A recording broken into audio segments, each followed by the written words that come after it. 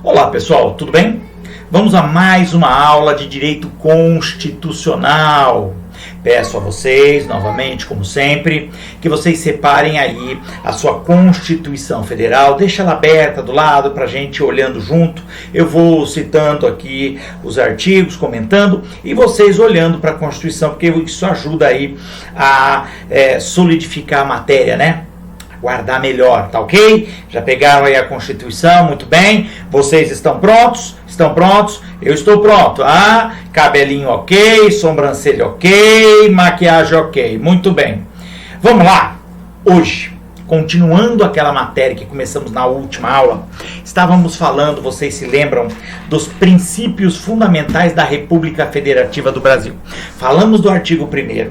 E no artigo 1º nós comentamos ali, explicamos sobre o que seria a República, a Federação, falamos do Estado Democrático de Direito e falamos dos fundamentos da República Federativa do Brasil. Fundamentos todos lá no artigo 1º, tá ok? Agora, vamos ao artigo 2º. O artigo 2º é bastante simples, ele é apenas um parágrafo e ele determina que são poderes da União, independentes e harmônicos entre si, o legislativo, o executivo e o judiciário. Muito bem, é bastante simples, não há preocupação. Mas aqui você tem muita informação. Eu vou fazer alguns comentários, mas eu já adianto que vamos falar de forma mais específica, detalhada, mais para frente, quando chegarmos nessa parte da matéria. Tá certo? Existem capítulos específicos na Constituição que trata de cada um destes poderes, tá ok? Muito bem. Mas o que temos aqui de cara para analisarmos com relação a esses poderes é a chamada tripartição de poderes. Veja bem, tripartição de poderes. Então, no Brasil, o poder, que é uno, é um só, é o Estado, né? Ele foi dividido em funções específicas, tá ok? Muito bem. Essa ideia, pessoal, de dividir as atividades do Estado em funções específicas, ela é antiga. Classicamente, dissemos que ela é parte da ideia de Montesquieu. Tá? Nós entendemos que Montesquieu é que, na verdade, deu publicidade e trouxe concretude a essa ideia. Mas vocês vão ver, inclusive está no texto que eu envio junto com este vídeo, que essa ideia de separação, de divisão de poderes, de funções, já é bem mais antiga, viu? Vem desde lá de Platão. Mas de qualquer forma, Montesquieu é que se tornou aí o grande, entre aspas, autor desta ideia. Então, guardem. Há uma divisão por quê? Bom, entende-se que se você pegar todos os três poderes, teoricamente, na visão clássica, seriam basicamente as funções do Estado, e colocar nas mãos de uma só pessoa, bom, primeiro que não estaríamos mais em uma república, né? Possivelmente estaríamos numa monarquia. E numa monarquia talvez absoluta, né? Porque todos os poderes estão na mão de um indivíduo só. Esse absolutismo monárquico, que vocês devem se lembrar da época do colégio, aulas de história, não se coaduna com a ideia de república e de democracia. Muito bem.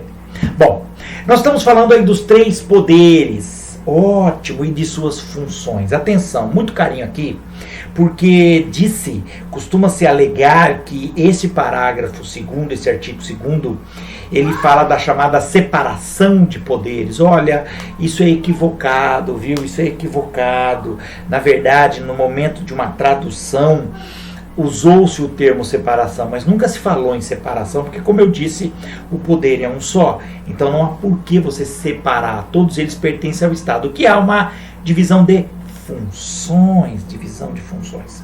Temos aí os três poderes do Estado brasileiro. Muito bem. Vamos falar um pouquinho de cada um. Vamos começar comentando aqui pelo legislativo. Pessoal, cada um desses poderes exerce uma função.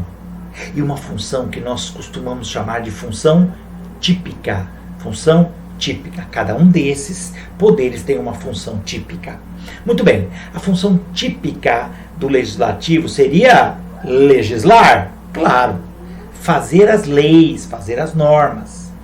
Não só essa, ele também tem como função fiscalizar o executivo, tá? Fiscalizar o executivo. Muito bem. O executivo, como o próprio nome já diz, ele tem como função típica executar a lei. Então o legislativo faz a lei, o executivo executa a lei, ele tem a função de executá-la, de pôr a lei para funcionar. Por isso mesmo, ele acaba ficando com um naco, né? Com uma parcela muito grande da arrecadação federal. Por isso é preciso fiscalização.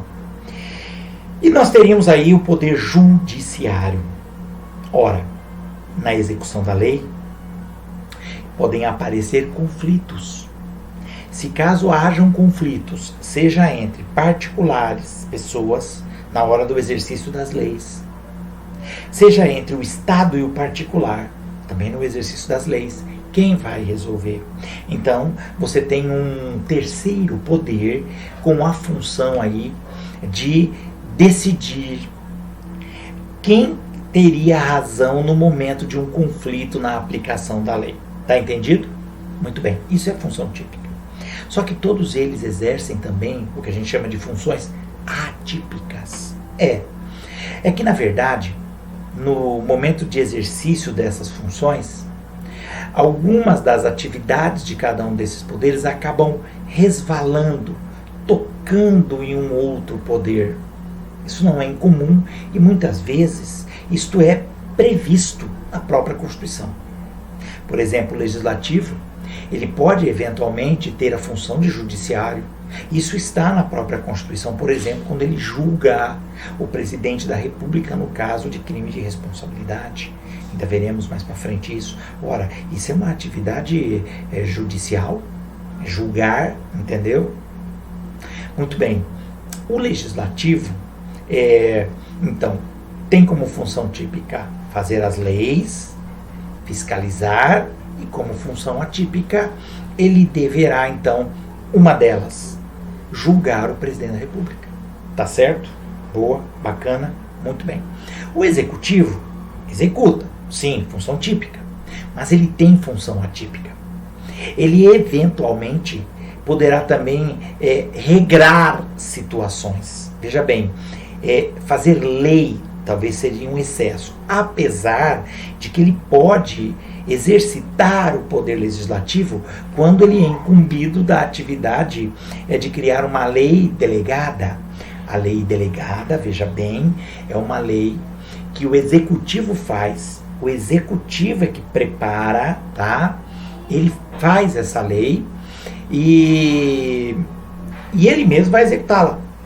É estranho, mas é possível e legal, porque isso é determinado na própria Constituição também. O Legislativo autoriza o Executivo a fazer a lei delegada, por isso o nome lei delegada. O Executivo faz essa lei por delegação do Poder Legislativo. Muito simples, né? Tá? Claro, veja bem, depois de feita, o Executivo tem que mostrar para o Legislativo, olha aqui a lei que eu fiz, tá? Por quê? Porque na delegação vem definido exatamente qual é o limite daquela lei que pode ser colocado. Então tem que mostrar para o Legislativo para que ele verifique se o Executivo não exacerbou, não exasperou do poder de fazer a lei delegada. Percebeu? Então só um exemplo. E o Judiciário acaba muitas vezes... Antes, o Executivo também pode, por exemplo, fazer decretos, portarias, resoluções, mas aí, regra geral, ele está aplicando uma lei, tá? Então ele pega uma lei e para aplicar a lei, ele às vezes precisa fazer um decreto, mas esse decreto, se você for ver, é uma norma, é uma regra, né? Então,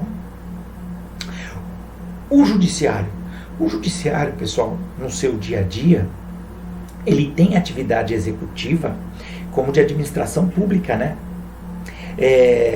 Ele faz concurso, lembra disso? Ele define situações para os seus funcionários. Isso basicamente é administração pública, que seria a função típica do Executivo. Mas o Poder Judiciário muitas vezes acaba por também criar regras. Como assim? Ora, se você parar para pensar com muita calma, e aqui é óbvio, há divergência na doutrina, é discutível, não estou aqui me colocando como panteão da verdade, isso é discutível, mas não se pode negar um ponto importante. Quando o judiciário, por exemplo, edita uma súmula, e em especial uma súmula vinculante, ele acaba criando uma norma, ele faz uma regra, entendeu? Vinculando toda a administração pública e o poder judiciário, percebe? Então essa criação de uma regra por meio de uma súmula, editando uma súmula, principalmente a súmula vinculante, não estaria exorbitando do seu poder? Discutimos isso em sala, vocês estão lembrados? Já falamos aí das várias situações em que o poder judiciário acaba atropelando um pouco o legislativo. Vocês estão lembrados disso aí? Isso não é uma novidade só no Brasil, isso vem acontecendo em outros países também. Mas seria, teoricamente, aí uma função atípica do poder judiciário, tá ok? Então veja que nós falamos das funções típicas e atípicas. Cabe ressaltar, pessoal, um detalhe interessante, discutido hoje, levantado por autores, inclusive o próprio Alexandre de Moraes, que é o caso do Ministério Público. Tá? O Ministério Público ele não é um dos poderes da União, não. Mas não se pode negar que a Constituição separou para ele realmente uma fatia muito grande de poder. Tá? Ele tem todo esse poder justamente porque o Ministério Público existe, seja ele estadual ou federal, cada um dentro da sua competência. Ele existe basicamente para preservar, defender os direitos fundamentais. Direitos fundamentais. Os direitos fundamentais gerais, tá? Inclusive da pessoa humana e principalmente da pessoa humana. Servindo inclusive como fiscal da lei. Fiscal da lei, cujo termo em latim é custos legis. Guardem isso. Custos legis seria fiscal da lei. É a função do Ministério Público. Ele não é apenas um acusador no caso de crimes. Não, ele existe para cuidar, para que a lei seja bem cumprida, podendo inclusive entrar com recurso quando, por exemplo, ele entender que a condenação foi exacerbada, exagerada. Então perceba que ele tem uma função muito grande, tanto é que o chefe do Ministério Público, que é o Procurador-Geral da República, ele tem um assento lá no Supremo Tribunal Federal, tá? Tem um assento. E ele pode sim participar das discussões de qualquer ação, pedindo até vista do processo. Então é um poder muito grande, chama a sua atenção, apesar de não aparecer aí efetivamente como um dos poderes da União. Tá? Veja, todas essas funções típicas, inclusive a própria divisão, a ideia da sua criação, bastante legítima, é a ideia dos chamados freios e contrapesos. Esse sistema é justamente para que, com a divisão, nenhuma das partes tenha um poder exacerbado, exagerado acima dos demais. Como nós já vimos, inclusive, vocês lembram quando falamos a história das constituições brasileiras? A primeira Constituição do Império, em que havia lá o chamado poder moderador. Estão lembrados disso? Se não lembra, volte lá naquela aula, veja de novo a videoaula para você refrescar a memória, tá certo? Essa ideia de freios e contrapesos, checks and balance, eles existem justamente para isso, para que nenhum dos poderes possa extrapolar das suas funções, das suas competências. Beleza? É uma forma aí de criar limites ao poder do Estado. Lembra? Função da Constituição, limitar o poder do Estado. Boa, legal, muito bem. Bacana falar sobre isso, importante saber cada um desses, tá? Leiam com bastante carinho para que possam guardar essas informações. Muito bem. E é fácil, não é nada difícil, tá ok? E nós vamos, como eu disse, aprofundar ainda mais toda essa nossa conversa quando formos tratar especificamente dos poderes, tá? Mais à frente nós teremos aí uma matéria específica onde veremos com vários detalhes sobre cada um desses poderes, tá legal? Para que a gente possa discutir com mais calma, tudo bem? Bacana, fácil, muito bom. Pessoal, ele fala que como base para esse sistema de freios e contrapesos, está escrito, inclusive, que esses poderes são independentes. Percebeu? Esse termo independente é justamente para isso, né? É para deixar claro que um não consegue comandar ou mandar no outro. Tudo bem? E a forma disso é um aí vigiando e controlando o outro. Eles têm que ser harmônicos, como diz o parágrafo, o artigo 2º, porque eles têm que atuar juntos. Eles têm que atuar juntos. Se um país vai bem, o crédito é dos 3 poderes. Se um país vai mal, a culpa é dos 3 poderes. Tá? Se nós tivemos, como diria uma ex-presidente empichada, se nós tivemos desvios, maltratos com a coisa pública, todos os poderes estavam envolvidos, entendeu? Todos, executivo, legislativo e judiciário. Justamente por quê? Porque eles trabalham em sintonia, eles são engrenagens que estão juntos, entendeu? Tanto que se um quiser atrapalhar o outro, atrapalha e impede que se façam as coisas. É o sistema de freios e contrapesos, é a independência entre eles, mas deve haver harmonia para o progresso do país, tá? Para o bem-estar dos seus cidadãos. Entendido? Um detalhe importante no parágrafo 2º é que ele fala que os três são poderes da União. Veja, quando eu falo União, e já falamos disso antes, a União é, na verdade, o ente jurídico fictício que representa o Estado brasileiro. Justamente por isso, os três poderes juntos, eles são o Estado, eles são a estrutura política governante do Estado. Mas não estão apenas na União. Ué, mas por que está escrito União então, tio? Porque nós estamos na Constituição Federal, entendeu? Se você for na Constituição Estadual, você vai ver que lá também tem Poder Executivo, Legislativo e Judiciário. Tá? Isso lá na Constituição Estadual. Só que aí em nível estadual, né? E o município? Então, o município também tem seus poderes. Agora, ele tem poder executivo e legislativo. Ele não tem judiciário. Cuidado com isso. Tem que analisar isso com certo carinho. Então não são os três poderes em todas as esferas governamentais. Tá legal? Bacana? Acho que entendemos. Vamos agora ao artigo 3º. Eu adoro o artigo 3º. O artigo 3º, na verdade, a meu ver, é uma bússola. É um farol para o Estado brasileiro atuar. Entendeu? Porque o artigo 3º, ele traz o que nós chamamos de objetivos da República Federativa do Brasil. Pessoal, os fundamentos são a base, a estrutura do Estado brasileiro, sobre os quais ele se levantou, ele se formou. Já os objetivos são as metas que esse Estado brasileiro deve perseguir, entendeu? Deve perseguir. Eu sempre brinco falando que todo candidato a presidente da República, assim como qualquer cargo eletivo, qual que é o programa de governo dele? O artigo 3º, tá? Porque aqueles são os objetivos que estão na Constituição. O Brasil, ele existe como nação e deve sempre buscar aqueles objetivos que estão lá. Vamos falar rapidamente sobre ele, tá? E o primeiro que ele coloca, construir uma sociedade livre, justa e solidária. Queridos, nós temos hoje uma sociedade livre, justa e solidária? É discutível, concordo. Alguns falam, não, olha, tá bom, quem viveu lá nos anos 80, 70, 60 vai achar que tá bom. Os de hoje possivelmente não acharão, porque não vivenciaram o que vimos no passado. Mas sejamos honestos, não temos uma sociedade totalmente livre, totalmente justa, totalmente solidária. Não. Mas melhoramos muito. Já foi muito mais injusta, já foi muito menos solidária e já foi muito menos livre. Entenderam? Porque essa ideia desse objetivo, assim como os demais, é uma busca, é uma meta. Entendeu? Isso é o objetivo. Veja, nós não estamos estudando? Estamos estudando.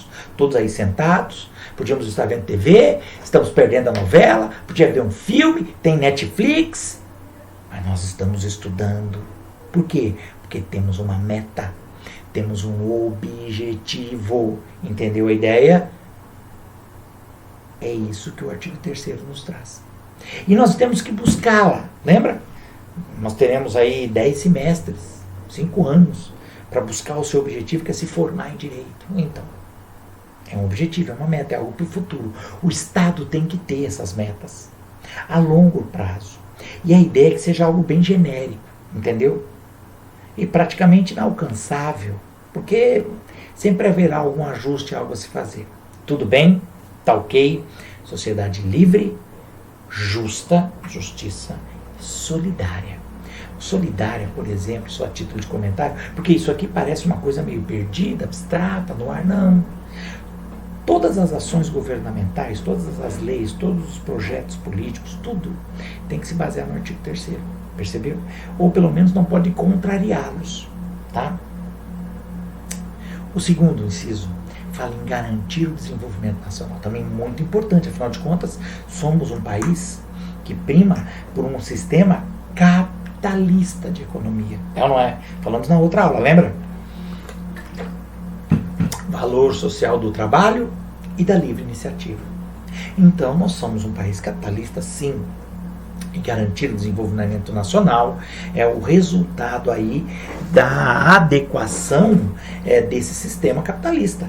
Claro, temos que desenvolver o país. Entende que um país que é desenvolvido, que tem grande riqueza, com isso, a ideia, a teoria é que seu povo usufrua desta riqueza. Entendeu? Então, temos que garantir aí o desenvolvimento do país, o desenvolvimento nacional. Por quê? Porque isso vai refletir no seu cidadão, no seu meio de vida, no seu nível de vida. Outro inciso, terceiro, muito bacana. Erradicar a pobreza e a marginalização e reduzir as desigualdades sociais e regionais. Eu sempre brinco um pouco aqui, porque veja bem, são muito importantes esses dois, e você tem que guardá-los. Agora eu chamo a tua atenção para os verbos que são usados, erradicar e reduzir. São bem diferentes, né? Veja, quando eu falo em reduzir as desigualdades sociais, pessoal, eu não vou acabar com a desigualdade social. O que é desigualdade social? Bom, eu tenho um patrimônio, eu tenho um nível de vida e talvez o meu vizinho não tenha o mesmo patrimônio, o mesmo nível de vida. Ele pode ser muito mais rico do que eu, ele pode ser muito mais pobre do que eu. Isso é desigualdade social, percebeu? Também haveria uma desigualdade entre as regiões, sim. Você tem regiões mais pobres e regiões mais ricas, tá bom? A ideia da Constituição é que é um objetivo fundamental do Brasil, quer dizer, do Estado, reduzir essas desigualdades. Mas eu chamo a tua atenção que ele fala em reduzir, ele não fala em acabar. Notou? Reduzir as desigualdades é diminuí-las. Mas não vai eliminar a desigualdade, não vai acabar com ela. Porque desigualdade social é difícil. Eu entendo que sempre haverá desigualdade. As pessoas nunca estarão no mesmo patamar. Ainda porque somos um sistema capitalista. Isso é impossível de se conseguir uma igualdade plena para todas as pessoas. Até porque, como eu falei na outra aula, isso também vai depender de cada pessoa. Lembra quando eu expliquei? Algumas pessoas se enveredam aí na atividade empresarial, comercial, buscando aumentar os seus lucros, né, o seu capital, o seu patrimônio. E se ele consegue, ele realmente, se ele se der bem nessa investida, ele vai ter um aumento do seu patrimônio, ele vai conseguir lucro e tudo mais. Agora, você tem o empregado, aquele que trabalha para quem busca esse tipo de coisa. Ele também vai ter um retorno, uma remuneração, um salário para fazer determinada atividade. Mas, lembrando, ele não vai ganhar igual ao dono da empresa, ao dono do comércio, ao patrão. Ele vai ganhar menos. Talvez ele até ganhe bem, viu? Não quer dizer que ele vai ganhar mal. A gente sempre espera que o empregado sempre ganhe o melhor possível. Mas a fatia maior vai ficar com o patrão, com o empreendedor. Mas por quê? Porque o risco é dele. Você concorda comigo? Isso é um sistema capitalista. Porque se a empresa não der certo, se o comércio naufragar e não der certo, quem vai perder mais é o dono. Sim, o empregado vai perder o emprego, mas o dono vai perder todo o capital que ele investiu naquele negócio. Então é um risco dele. Quando ele tiver lucro, o lucro é dele. Lucro, né? Mas também quando ele tiver um prejuízo, e muitas vezes tem, né? O patrão tem um baita prejuízo. E aí? E aí, problema dele. Ah, aquele mês a empresa teve um problema, a máquina quebrou, não vendeu o suficiente, como é que ele vai pagar um funcionário? Problema dele. Ele se vira, ele pega dinheiro no banco, ele paga juro, mas ele vai lá e paga o empregado se ele quiser ficar aberto. Tá entendido? Então, ele é que corre o risco. Então, pessoal, eu só estou comentando isso para explicar por que nós vamos apenas reduzir as desigualdades sociais e regionais. Tá? No caso das regionais, eu entendo que se houver aí um empenho realmente efetivo do Estado, haverá uma redução enorme. Mas é preciso muita força de vontade, principalmente força política para isso, né? Mas lembra que a desigualdade sempre haverá. Você não está aqui estudando. Lembra que eu falei? Você podia estar se divertindo. Não é? Está estudando. Por quê? Porque você quer daqui a alguns anos estar em uma condição melhor do que você está hoje. Entendeu? E isso vai criar uma desigualdade social. Você, no futuro, possivelmente estará mais bem qualificado, você estará mais bem colocado socialmente, talvez, do que um colega, do que um amigo, do que um irmão, que preferiu não fazer nenhuma atividade. Entendeu? Agora, o outro verbo é erradicar. Aqui, meu querido, não tem jeito. Porque o termo erradicar, veja bem, erradicar é cortar pela raiz. A ideia da Constituição aqui é acabar com a pobreza. Não quer dizer que você vai ficar rico, mas pobre você não fica. Entendeu a ideia? Mas isso, de novo, nós temos. Não tem pobre no Brasil? Mas claro que tem, não é? E quando vai fazer faculdade, parece que fica até mais pobre, né? Mas aqui, meus queridos, lembre-se que é um objetivo, é uma meta. A intenção é acabar com a pobreza, é um dia não termos pobre. Não é que teremos todos ricos, mas pelo menos pobre nós não teremos. E em grande parte isso explica aqueles projetos políticos, tipo Fome Zero, salário para famílias, aquele valor que se paga pelos filhos estarem na escola, o Bolsa Família, tudo isso é baseado nesses objetivos, viu? Erradicar a pobreza, diminuir a marginalização, as pessoas que estão à margem, né, das condições econômicas, tudo bem? Bacana. E aí vem o próximo, o último, que eu entendo que precisaria até, se for o caso, só dele, que é promover o bem de todos. Na verdade, esse é o grande motivo da existência do Estado. Hoje, o Estado moderno, chamado de Estado social, né? Agora vamos falar mais sobre isso.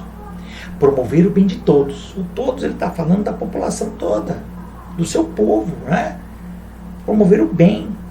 Fazer com que haja o bem para todo o povo. E aí ele complementa com questões muito importantes.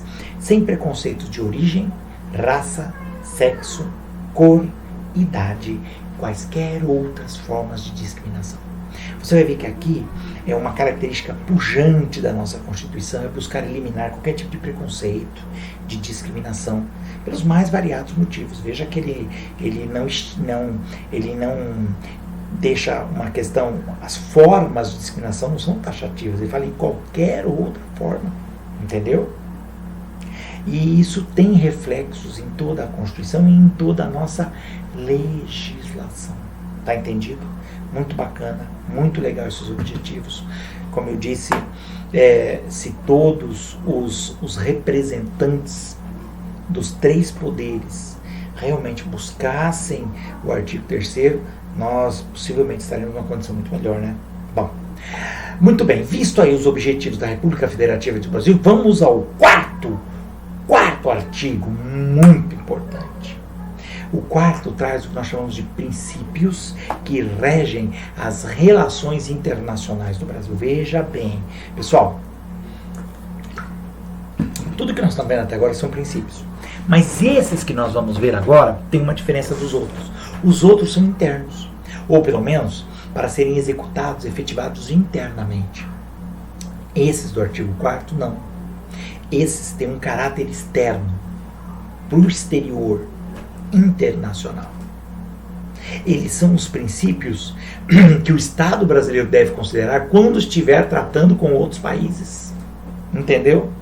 Quando o Brasil estiver se relacionando com outros países, com o exterior, com outras nações, ele deve se reger por essas regras muito importantes, tá? Muito importantes. Primeiro, independência nacional. O Brasil, quando se relaciona com outro país, deve respeitar a independência nacional do outro país. Entendeu? Não deve sobrepor a sua vontade à vontade daquele outro Estado. Entendeu? Respeitar que eles são independentes. Outro, a prevalência dos direitos humanos. Os direitos humanos devem prevalecer. Então vamos imaginar quando uma empresa brasileira, vamos pegar uma Petrobras, por exemplo, se ela for atuar em um outro país, mesmo que aquele país tenha condições de trabalho extremamente sofridas, desiguais, né? O Brasil não deve adotar aquele sistema, tá? Ele deve tratar a todos com prevalência, sobrepor as suas atitudes com relação à defesa dos direitos humanos. Percebe? Bacana. Autodeterminação dos povos. Veja, cada povo tem o direito de determinar o seu caminho, tá? As suas decisões, e eles decidem e se determinam por conta própria. Nós não podemos interferir. Isso aqui é para impedir a influência do Brasil sobre outros países, tá? Interferir na decisão de outros países. Outro, a não intervenção. Somos contra intervir em outros países. Por mais que o país nos traga problemas, e olha que temos problemas aí na vizinhança, a ideia é que o Brasil não vai intervir num outro país. Veja, parece uma coisa simples, boba, mas há países que não têm esse tipo de mentalidade, não é? A gente sabe de países pelo mundo em que por pouca coisa eles invadem o outro país. A Rússia, os Estados Unidos, eles bobeou, eles estão aí invadindo outro país, tá? Eles não têm esses receios, não. Claro que isso tem a ver também com a história desses países, né? Mas o Brasil, a última guerra que nós tivemos, Guerra do Paraguai há muito tempo atrás. Depois disso nunca mais tivemos nenhum conflito específico, mas não devemos intervir, tá? Não vamos intervir. Tá entendido? E além de não intervir, veja bem, não é nós intervirmos, mas diante de uma situação internacional em que houve algum tipo de intervenção, o Brasil deve se colocar contra a intervenção. Tudo bem, porque ele não vai agir, não. Mas ele não deve favorecê-la, entendeu? Deve se abster de cooperar com esse tipo de coisa, tá certo? Com intervenção. Outro, igualdade entre os estados. Veja, mesmo que o Brasil estiver tratando com um país mais pobre, menor, mais frágil, vamos dizer assim, economicamente, militarmente, mesmo assim deve tratá-los com igualdade, tá? Defesa da paz, o que obviamente é uma consequência do princípio da não intervenção, né? Então sempre buscar a paz, mesmo que haja aí algum tipo de rusga internacional, sempre buscando a paz, tá certo? E consequentemente solução pacífica dos conflitos. Já tivemos alguns conflitos aí com o tempo, mas sempre buscando conversar, solução pacífica, tá? Outro, repúdio ao terrorismo e ao racismo. Veja que nós estamos falando de princípios para agir internacionalmente. Mas o repúdio ao terrorismo não é por causa do Bin Laden agora. A Constituição é de 88. O terrorismo existia há muito tempo. E em 88, quando foi feita a Constituição, nós tínhamos aqui na América do Sul muitos pontos de terrorismo realmente. Ainda temos, inclusive, se procurarmos, né? As Farc, tem algumas aí na Colômbia, ali na América Central também. A ideia do Brasil era repudiar esta conduta. Tanto é, por quê? Porque nós já tivemos esse tipo de fato existindo dentro do país. Lembra? Durante o regime militar, nós tivemos aí uma oposição, que não era uma oposição de ideias, né? Eles efetivamente pegaram em armas para lutar contra o regime militar. E haviam atos terroristas, então, não só no Brasil, mas fora. Então, repudiamos o terrorismo. E também o racismo. Que cá entre nós, vamos ser honestos, se nós temos dentro do Brasil como objetivo impedir o preconceito e a discriminação, é óbvio que lá fora, com outros países, nós não podemos tolerar o racismo. Tá? E veja que o racismo é um instituto específico. Tá? Estou comparando com a discriminação e o preconceito, porque elas são similares, tá? Mas não é o mesmo instituto. O outro que nós temos é a cooperação entre os povos. Entre os povos, para o progresso da humanidade. O Brasil ele não está pensando pequeno. Ele quer cooperar com todos os povos do mundo para o progresso da humanidade, da raça humana. Não é só do Brasil, da América do Sul, ou das Américas, não. Ou da América Latina, não. São todos os países do mundo, da humanidade. Percebeu? Vamos cooperar, estamos juntos, de mão dada. E ainda, o último, e talvez um dos mais importantes, que é um dos mais comentados, estudados, analisados, é a concessão de asilo político. O Brasil se obriga a conceder asilo político para quem pedir. Agora, cuidado, o asilo é político. Se o sujeito assaltou um banco lá em Boston, o que ele faz? Todo assaltante, todo ladrão, bandido americano, onde é que ele quer ir? Pro Rio. Tá, filme americano é assim. Não, nós não vamos dar asilo para esse tipo de caso. Por quê? Porque não é político. Ele cometeu um crime. E veja bem, é um crime comum. Quando nós entrarmos no artigo 5º, eu vou falar mais sobre a questão aí do asilo político e de crime político. Mas só para entender, o asilo político é quando alguém pede o asilo aqui no Brasil porque ele está sendo perseguido por motivos políticos no seu país. Quais seriam esses motivos políticos? Teoricamente, ele deve ser oposição ao regime que comanda aquele país. Ele deve criticar o governo daquele país. E para nós, é crime criticar o governo? Não é. Ora, se ele for perseguido por criticar, entendeu? Por se contrapor às atitudes daquele país, podemos conceder asilo político. Aliás, deveremos. E isso foi colocado na nossa Constituição, lembre-se, porque os constituintes de 87, em sua imensa maioria, eram opositores ao antigo regime militar, regime de exceção. E muitos deles fugiram do Brasil e pediram e conseguiram asilo em outros países. Alguns aqui próximos, Paraguai, Chile, Argentina. Muitos também na Europa. Tá? França deu asilo a muitas pessoas aqui, a muitos políticos que pediram asilo lá fora. Então, diante desse asilo que muitos tiveram e depois, sendo eleitos para a Assembleia Constituinte, foram fazer a Constituição, fizeram questão de colocar como um dos princípios de relação internacional o asilo político. Entendeu? Tem uma explicação aí. Tá? Boa. Veja que se você for analisar, você vai encontrar aqui algumas situações, algumas explicações bem interessantes que acabam ligando as relações internacionais aos objetivos, ou melhor, aos fundamentos da República. Veja bem, os fundamentos são para aplicação interna. Que fundamentos, tio? Soberania, cidadania, dignidade da pessoa humana. Lembra? Valor social do trabalho da iniciativa, pluralismo político. Eles são princípios que serão efetivados, terão influência internamente. Já os princípios do artigo 4º de direito internacional, eles são externos, quer dizer, eles são para fora. Mas eles têm uma ligação. Quando eu falo em independência nacional e autodeterminação dos povos, isso no fundo é o quê? Soberania nacional. Para aqueles países, para aqueles povos.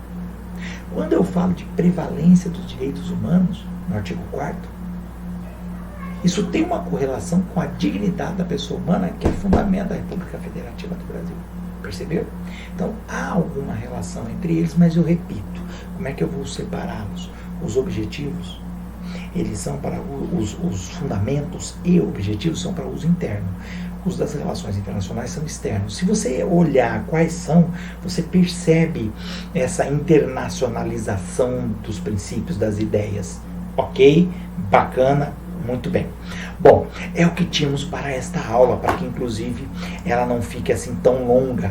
Já está, mas acho que conseguimos aí falar desses artigos aí tão importantes que são os princípios fundamentais da República Federativa do Brasil, os princípios que vão do artigo 1º até o artigo 4º.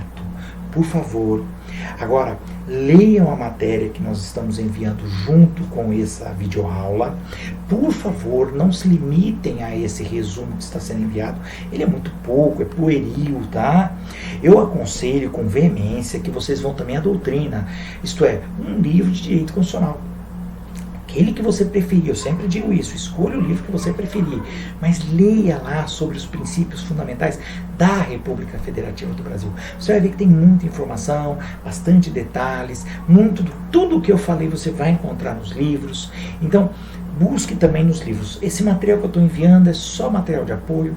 Se você quiser até deixá-lo de lado, vá direto ao livro. Eu ficarei muito mais feliz e satisfeito se você inclusive for ao livro. Tá certo? Faça isso, estou muito grato. Bom, pessoal, estarei aqui no horário da nossa aula à disposição para sanar qualquer dúvida. Mandem dúvida pelo WhatsApp, tá ok? Podem mandar dúvida aqui pelo Classroom ou também pelo YouTube, onde eu vou colocar o vídeo. Tá certo? Forte abraço a vocês, bons estudos, até a nossa próxima aula, artigo 5º, Direitos Fundamentais. Até!